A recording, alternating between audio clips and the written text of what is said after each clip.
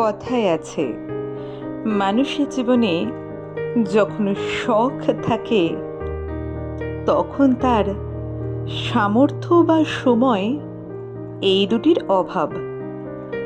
যখন তার জীবনে অঢেল সময়, যথাযথ সামর্থ্যও আছে, তখন কিন্তু মন থেকে সেই ইচ্ছে বা শখ কোনোটাই থাকে না।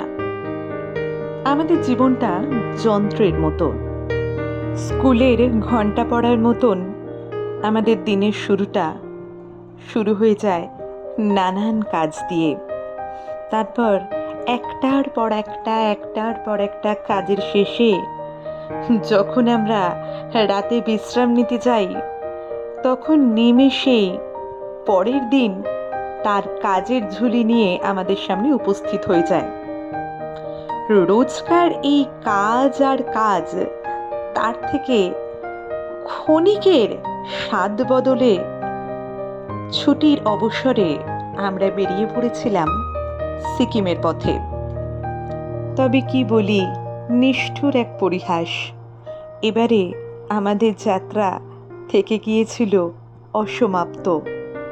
সে থাক মন খারাপের কথা, মাত্র একটা দিনের জন্যই আমরা প্রকৃতির যে অপূর্ব সৌন্দর্যের সাক্ষী হতে পেরেছিলাম, তার জন্য আমরা নিজেদেরকে ধন্য বলে মনে করি।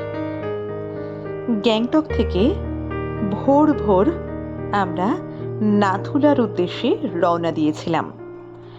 নাথুলা হচ্ছে ভারতবর্ষ এবং চীনের সীমান্ত। যেহেতু দুটি দেশের আন্তর্জাতিক সীমান্ত, সেই জন্য নিরাপত্তার কড়াকড়িটাও ছিল বেশ ভালো রকম।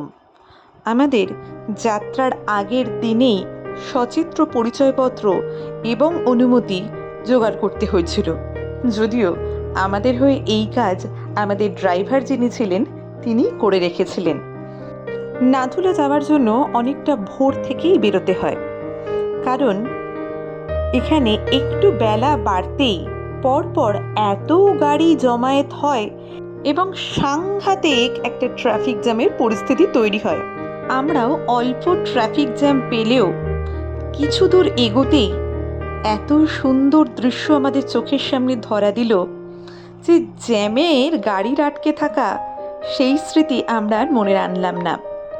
এখানে একটাই সমস্যা, যেহেতু সমুদ্রপৃষ্ঠ থেকে অনেকটাই উচ্চতায়, তাই বহু মানুষ এখানে অক্সিজেনের অভাব বোধ করেন।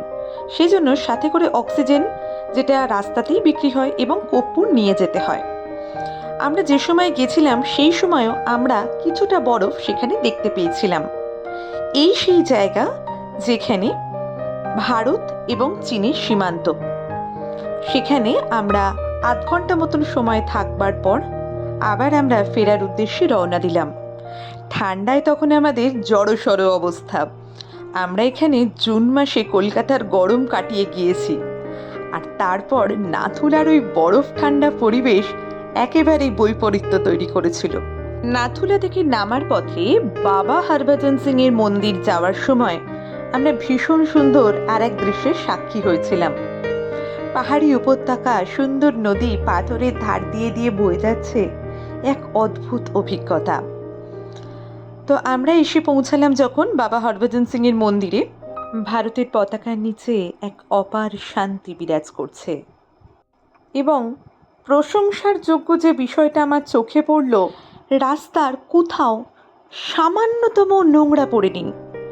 সিকিম গভর্নমেন্ট এতটাই স্ট্রিক্ট যে সেখানে ড্রাইভারেরা কেউ কাউকে ওভারটেক করে না, রাস্তায় কোনো মানুষ নোংরা জঞ্জাল ফেলে না, সবাই কি সুন্দর শৃঙ্খলা সারিবদ্ধভাবে আসা যাওয়া করছে। এবং এটাই তো একটা রাজ্যের পরিচয়। আমাদের যাত্রা তখন শেষ লগ্নে, সূর্যাস্ত হচ্ছে।